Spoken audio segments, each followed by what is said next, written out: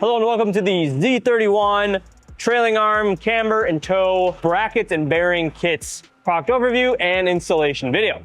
Now this has to be one of the most anticipated products that we are going to be launching for the Z31. Aside from the full multi-link rear suspension kit that, you know, all the fancy stuff, we think this is a really good economical buy.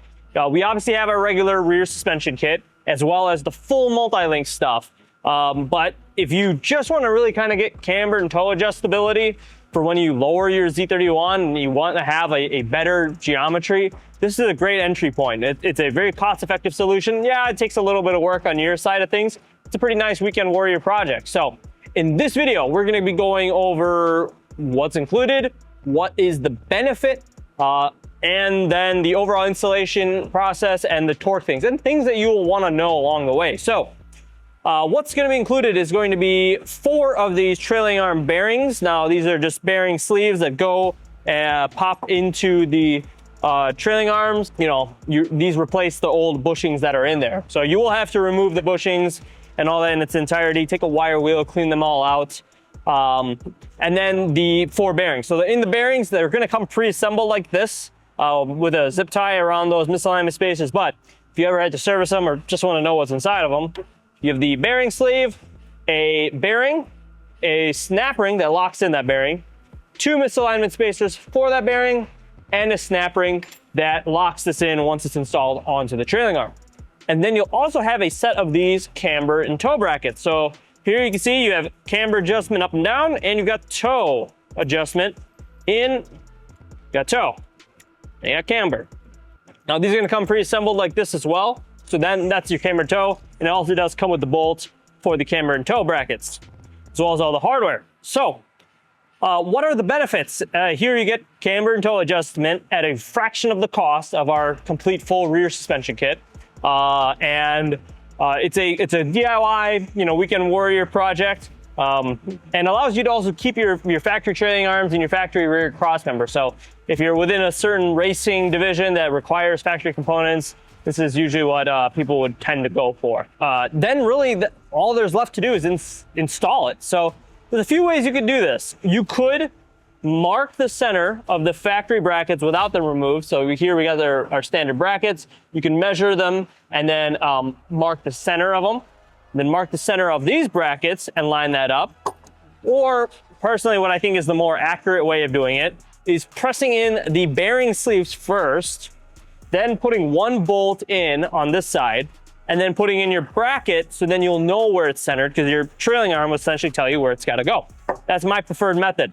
That really assumes that all these brackets are in good condition, you don't have any major issues with them, or you didn't get an accident, they're all bent. So we're going to go with that method. The first thing we're going to do is install the bearing sleeves onto these trailing arms. So now you're going to want to disassemble these. You're going to want to remove the misalignment spacers, and then also remove the snap rings on the end. So once they're removed, then you could press these in. You don't have to remove the bearings or the snap rings on the inside. Just make sure you're not pressing on them. Only press on the sleeve. And then you'll use a press and then press these sleeves in. They are press fit, so you're going to want to do that. Now, another good thing to do at this point is when you have these bare, or even with the snap ring if you wanted, is make sure that, you see how this is? It holds that in place. That's actually perfect. That's what you'd like it to see. If it's a little loose, that's okay. You don't want a lot of left and right movement. Now these are machined. We've seen some of these have a little bit of variances, and some of these even being a little bit too long. And so sometimes this is a great step before pressing them in. If you have to grind a little bit on the cup on the outside, do that now before you get these pressed in, because it's a lot harder to do that. So, you know, on this side, this is not as tight. Maybe it's as tight. So I'm going to get these over to the press and get these installed. Now that you got your trailing arm bearings in, you can go ahead and reapply your snap rings as well as reinstall your misalignment spacers. Now once those are in, you can position these so they're pretty much in line. We do use pretty tight F1 to F2 fit bearings, so you might need just a bolt or something to help realign it. And then you're going to want to just temporarily install your bracket. And then we're gonna make the solid non-adjustable end to the crossmember using your factory bolt. And then once you have your bolt in and then your bracket close to it, you can see here, so we have excellent fitment around. Now, you will sometimes have to trim this, this pinch weld area here. You can see on ours where we have to cut notches for it. But you know, you're already welding this on, it's not a hard thing to do. Now from here, I could just draw a mark on both my crossmember and my bracket. And then I know exactly where to weld, and the distance is gonna be exactly the same, and there's not gonna be binding on it. So that's our preferred method to do that. Now, I'm not gonna bore you guys with the welding. We do recommend using or having a professional welder do this. But when it comes to where you're gonna weld across the entire top and the sides here. And that's really about it. You could make this perfectly go around the entire thing, but that'll probably be a lot overkill. But from here, you can see, you know, let me move this bolt here. You have toe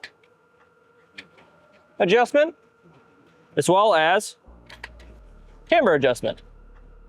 Now, obviously, it'd be a lot solider when we use the correct size bolt on this side and everything's actually welded in and tight. But yes, so it's really nice. You can see here, you got your toe and you got your camber, and you have a substantial amount of camber. Like you can see here, you know, I'm able to go from a camber to pretty much positive. So you have about 1.25 inches to whatever that translates, about 2 to 3 degrees of camber adjustability.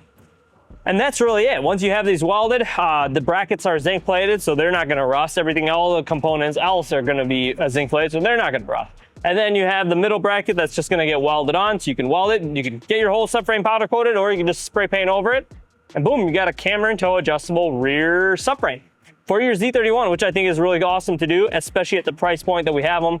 You know, a nice economical price, and you get a good chunk of the adjustability that the rear suspension kit or the full multi-link suspension kit allows you to have. So that's really about it. Now we're gonna go through torque specs. We're gonna go torque your bolt that's a factory bolt to the factory spec. Now you're gonna wanna torque our locking position bolts, or the toe position bolts, to about 25 to 30 foot-pounds. You can go more if you're ever noticing slippage. We notice at 20, 25 foot-pounds, we haven't noticed any.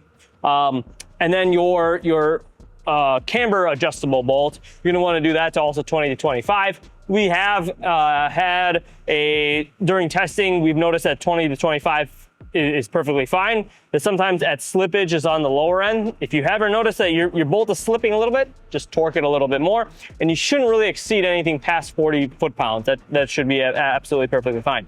But that's really about it. You got a nice bolt-on or a weld-on kit that allows for camber and toe adjustment at a fraction of the price, and you got new trailing arm bearings for it. So it really revolutionizes and makes the rear end feel a lot different. So that's really all I have for this installation video. We hope that is thorough, and we expect to sell a lot of these. So this is a new product we're really excited about. And if you have any questions or concerns, give us a call, shoot us an email. We'll see you in the next one.